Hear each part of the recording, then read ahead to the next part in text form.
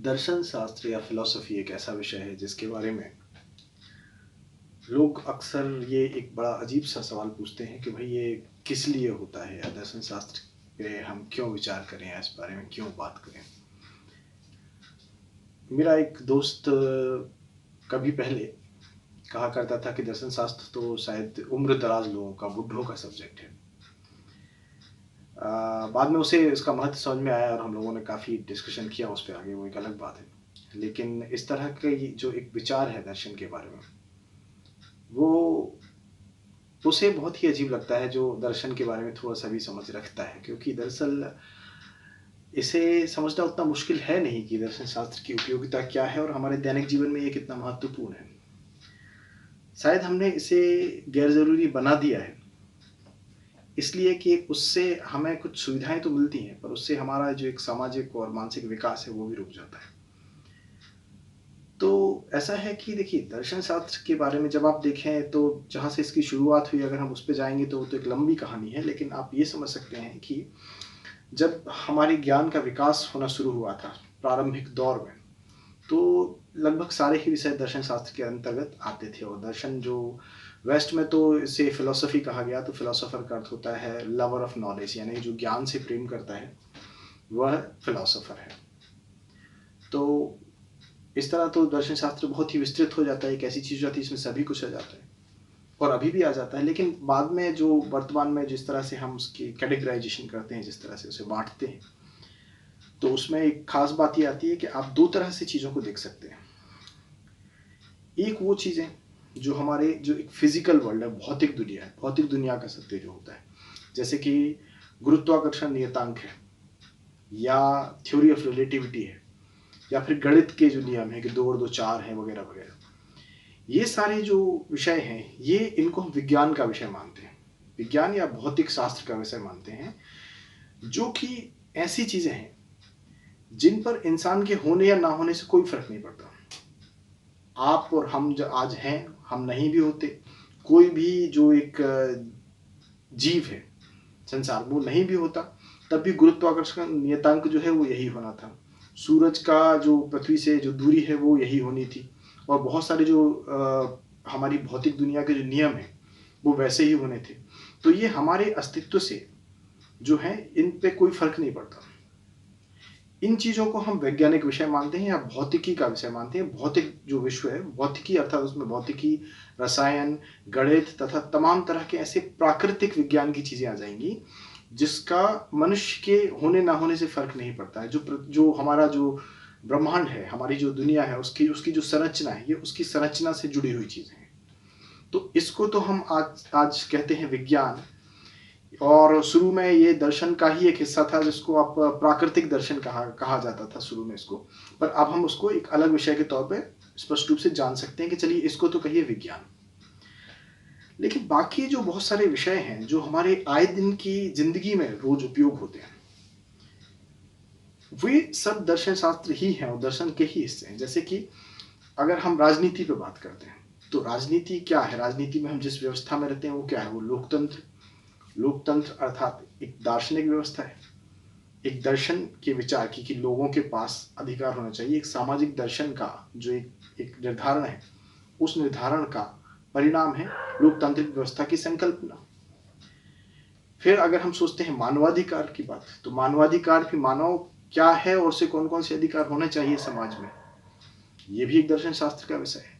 आप घर से बाहर निकलते हैं, आप सुरक्षित किन लोगों की वजह से महसूस करते हैं, सेना या पुलिस की वजह से। तो पुलिस की व्यवस्था कैसे और क्या होना चाहिए, कानून की व्यवस्था जो होती है, वो कानून जो है वह भी एक दार्शनिक सिद्धांत है, दार्शनिक विचारों का ही परिणाम है। आर्मी जो है कि आपको किस तरह से, आप आर्मी को आज डिफेंस कहते हैं, आप सेना भले हिंदी में कहते हैं लेकिन उसको डिफेंस कहते हैं, या नहीं, वो बचाव के लिए है, वो हमले के लिए नहीं है उसका मूल उद्देश्य। तो हमने ये शांति का सिद्धांत की दुनिया में लोगों को परस्पर शांति से रहना चाहिए, वो लोगों के लिए बेहतर होगी ऐसी दुनिया, ये सिद्धांत कहाँ से आया है, यह भी दर्शन शास्त्र की उपज है। और आप ध्यान देंगे कि इस तरह की जो सारी चीज़ें हैं, जैसे कि कानून है, मानवीय कानून का कोई अस्तित्व नहीं होता अगर इंसान नहीं है। तो इंसान के होने से ही हमारे कानून या लोकतंत्र की हमें ज़रूरत है। अगर मान लीजिए इंसान ही नहीं है, इंसान या जीव कोई भी प्रकार का नहीं है, तो फिर लोकतंत्र कहाँ रहेगा। ये उस तरह की चीज़ें हैं जो मानवीय और मानवीय समाज के अस्तित्व के साथ ही उपस्थित होती हैं हमारे साथ।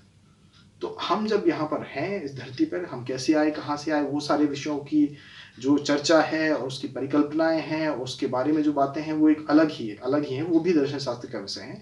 पर जो दैनिक जीवन में हमारी जो दर्शन का एक हिस्सा है, वो बहुत बड़ा है।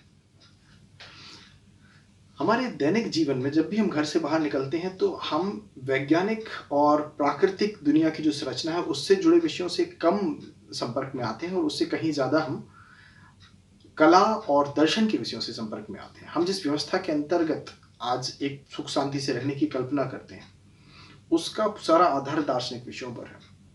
हम जिस राजनीति की आए दिन बात करते हैं, उसका सारा आधार दार्शनिक विषयों पर है। हम जिन नागरिक अधिकारों की बात करते हैं, वो सारे दार्शनिक विषयों से हैं। हमारा जो मनोरंजन है, हम मनोरंजन क्यों कैसे होता है, हम कहानियों में क्या पसंद करते हैं, मानव की त्रासदी, मानव की कॉमेडी, रूमानियत, ये सारी चीज़ें हैं, ये सारे भी दर्शन के विषय हैं। तो ये दर्शन के विषय हैं और हम शायद ये कहीं ना कहीं भूल जाते हैं कि दर्शन के विषय हैं, या हम नहीं जानते, क्योंकि हम इनकी गहराई में, इनके आधारों को जानने की उतनी उतनी कोशिश नहीं करते दरअसल। अन्यथा ये सारे विषय दर्शन के विषय पूरी तरह हैं। इसका ऐसा नहीं है कि दर्शन से इनका कोई संबंध, कोई दूर का संबंध है। ये दर्शन की ही उपज है। ये सब पत्ते हैं उस पेड़ की जिसका एक शाख और जड़ जो है वो दर्शन में ही है। जैसे कि आप आज मनोरंजन जिस तरह की चीज़ों से करते हैं, जिन कहानियों से करते हैं, कि जैसे कि कोई एक नायक है जिसने किसी अत्याचार का विरोध किया, तो ये अत्याचार का विरोध वाली जो बात आई थी, ये शोषण, अत्याचार, ये विरोध, ये सारा सामाजिक संघर्ष का सिद्धांत जो है, ये सब एक दर्शन की उपज है। और जब दार्शनिक विचारकों ने ही इन बातों पर सोचा तो उस तरह का व्यक्ति हमें नायक लगने लगा। अन्यथा हमें वैसा व्यक्ति भी नायक लग सकता था जो बहुत क्रूर है और लोगों का दमन करता है, लेकिन हमने उस विचारधारा को विकसित किया है जिसके आधार से हम ये समझ सकते हैं कि हमारे समाज में हमारे व्यक्तिगत तौर पर क्या अच्छा क्या बुरा है। ये नैतिकता जो हमें मिली है, कई लोग सोचते हैं कि नैतिकता का धार्मिक या ईश्वरीय शक्तियों से संबंध है, वो एक अलग विषय है। लेकिन जब आप इतिहास में जाते हैं तो जब इस तरह के धार्मिक सिद्धांत और व्यक्तिगत ये सब बातें थी, उससे बहुत पहले से नैतिकता हमारे अंदर ही, इवन जब मानव मानव के रूप में विकसित नहीं हुआ था, तब से भी ये नैतिकता की जो गुण है ये हमारे अंदर विकसित होते रहे हैं। हमने इसे समृद्ध किया है और हमने इस समाज को, इस सामाजिक परिवेश को पाया है। तो हमारा जो संपूर्ण मानवीय समाज है, उसके जितने भी सिद्धांत हैं, जितनी भी चीज़ें हैं, वो सारी चीज़ें जिनसे हमारा रोज का लेना देना है, वो हमारे आसपास एक पानी की तरह है। उस पानी में रहने वाली एक मछली की तरह है। हाँ, निश्चित रूप से हम ऐसी मछली नहीं है जो यहाँ से बाहर नहीं जा सकती। हम एकांतवास में रह सकते हैं, लेकिन जैसे मगरमच्छ या कछुआ होता है कि वो अलग जाके भी रह सकता है, लेकिन रहना उसे पानी में ही है। तो हम उस तरह के प्राणी हैं। और ये सारा जो है, ये सारा दर्शन है। तो अब ये सबसे पहले हमें समझना होता है कि दर्शन की आवश्यकता क्या है, दर्शन की ज़रूरत क्या है। दर्शन की आवश्यकता इसलिए होती है कि अगर आप इन सारे विषयों को जैसे कि समझना चाहते हैं, तो अगर आप समझना चाहते हैं कि राजनीति का आपकी व्यक्तिगत जीवन से, उसका अर्थव्यवस्था से, उसका नागरिकता से, उसका मनोविज्ञान से, उसका कला से, इन सारी चीज़ों का जो मूल आधार है वो कहाँ जुड़ता है, जब तक आप वो नहीं जानेंगे तब आप इन सारी चीज़ों में तारतम्य को नहीं देख सकते। और आपका मस्तिष्क जो है वो इस संपूर्ण मानवीय समाज को कि इसकी प्रोसेसिंग करने में पूरी तरह सक्षम नहीं हो सकता जब तक आप इसके मूल आधार को ना देख पाए।